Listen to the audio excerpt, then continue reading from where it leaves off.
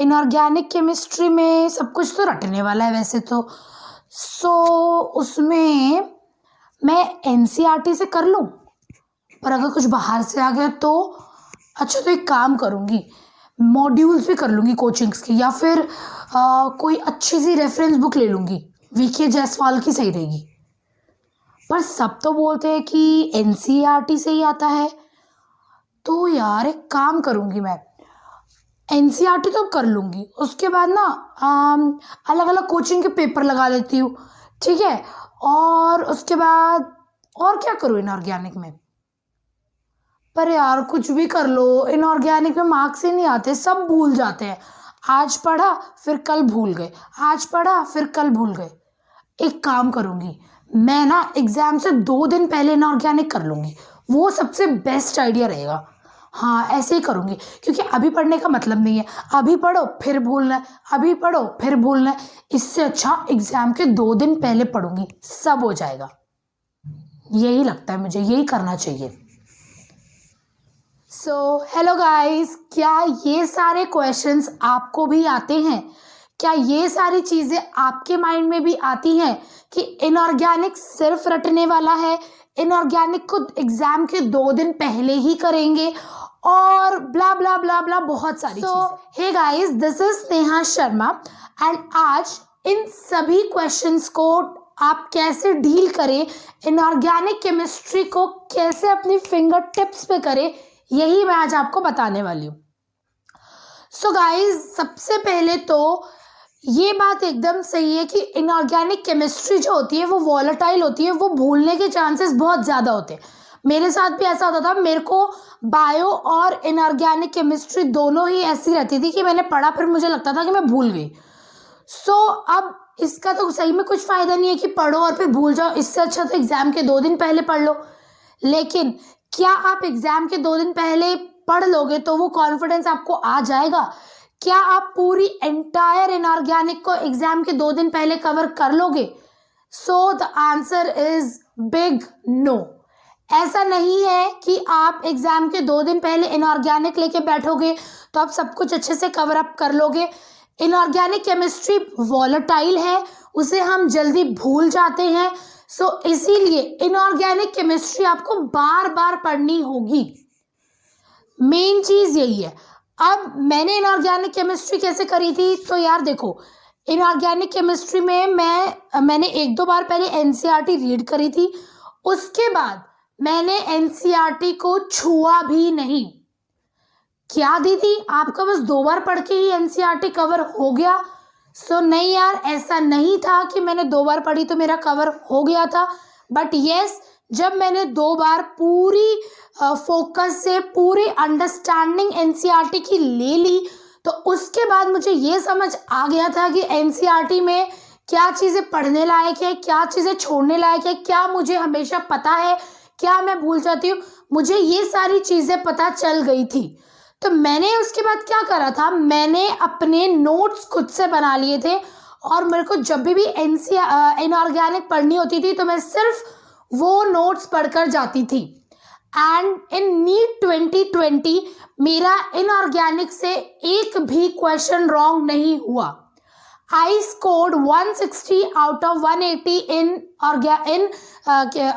Chemistry, NEET chemistry. So मैं आपको यही बताऊंगी कि इनऑर्गेनिक में फुल ऑन फुल कैसे स्कोर करें।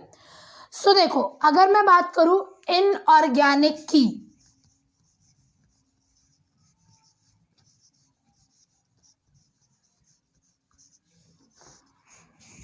इनऑर्गेनिक जो है मेनली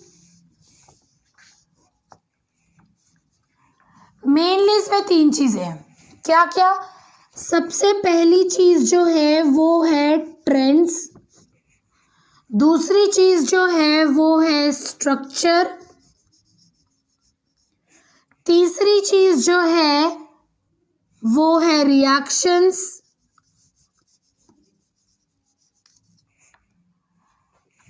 ठीक है, और एक और एडिशनल चीज है वो है थ्योरी। पूरी इनऑर्गेनिक केमिस्ट्री इन 4 चीजों में समा जाएगी। पूरी इनऑर्गेनिक केमिस्ट्री इन 4 चीज़ों पे ही टिकी हुई है। सो सबसे पहले ट्रेंड्स की बात कर ले यार, तो देखो मैं तुम्हें दिखा देती हूँ। मैंने ये पूरे 102 ट्रेंड्स लिख रखे हैं, पूरी 11th और 12th मिला के, पूरी 11th और 12th मिला के। यू कैन सी हियर कि ये मेरे इनऑर्गेनिक के नोट्स हैं, कुछ इस तरीके से मैंने पूरे ये कवर कर लिए थे, और मैं सिर्फ इस पेपर को रिवाइज करती थी फॉर ट्रेंड्स। मुझे जब भी इनऑर्गेनिक के ट्रेंड्स को कवर करना था, मैं सिर्फ इनको ही रिवाइज करती थी, ठीक है। तो ट्रेंड्स बेसिकली वो जो ऑर्डर्स होते हैं, अब एनसीईआरटी में आपको टेबल के फॉर्म में दिया है सब चीज़ें, बट अब वो टेबल्स आपको यहाँ दिख रही होंगी ऐसे, ये जो टेबल्स के फॉर्म में दिया आपको इसमें नहीं करना है, आपको इनकी वैल्यूज़ को लर्न नहीं करना है। आपको क्या करना है, इनसे एक इंक्रीजिंग या फिर डिक्रीजिंग ऑर्डर प्रिपेयर कर लेना है। सो मैंने वही करा था, मैंने एंटायर 11th और 12th का यही किया था, और मैंने सिर्फ जो भी आपको नोट्स दिखाए बस मैं वही रिवाइज करती थी, बाकी मैं एनसीईआरटी को टेबल्स को देखती भी नहीं थी, ठीक है। तो ट्रेंड्स मेरे वैसे कवर हो गए थे, ठीक है। तो ट्रेंड्स बेसिकली वही है, आपको एनसीईआरटी में ही जो दिया है बस उन्हीं को याद रखना है। इनऑर्गेनिक के लिए सिर्फ और सिर्फ एनसीईआरटी ही करनी है। सो एनसीईआरटी के ट्रेंड्स हो गए, देन उसके बाद आता है स्ट्रक्चर। अब ये स्ट्रक्चर का भी मैंने बनाया था, I will showing to you. ये देखो, ये टोटल 37 स्ट्रक्चर्स हैं, मेन जो कंपाउंड्स है। ये देखो मैंने पूरी 11th और 12th के 37 स्ट्रक्चर्स ये पूरे इस तरीके से बना लिए थे एक पेपर पे, and this is my notes for structures को कवर करने के लिए मैंने ये नोट्स प्रिपेयर करे थे। सो मेन स्ट्रक्चर, आप जब केमिकल बॉन्डिंग पढ़ते हो तो वहाँ से आपको मेन जो स्ट्रक्चर्स बनाना आता है वो आ जाता है, बट कुछ स्पेसिफिक कंपाउंड्स हैं जो एनसीईआरटी में दिए हुए हैं उनको मैंने नोट कर लिया था, बाकी केमिकल बॉन्डिंग से ही काम चल जाता है। सो स्ट्रक्चर्स बहुत बहुत बहुत इम्पॉर्टेंट है। यहाँ से स्ट्रक्चर से ऑक्सीडेशन नंबर पूछ लेगा, बोल देगा कि कोई स्ट्रक्चर का नेम दे देगा और बोल देगा कि इसमें इसका ऑक्सीडेशन नंबर बताओ, या बोल देगा कि इसका कोऑर्डिनेशन नंबर बताओ। तो उन सब के लिए आपको स्ट्रक्चर्स आना ज़रूर है, तो वो चीज़ मेरी यहाँ से कवर हो गई थी।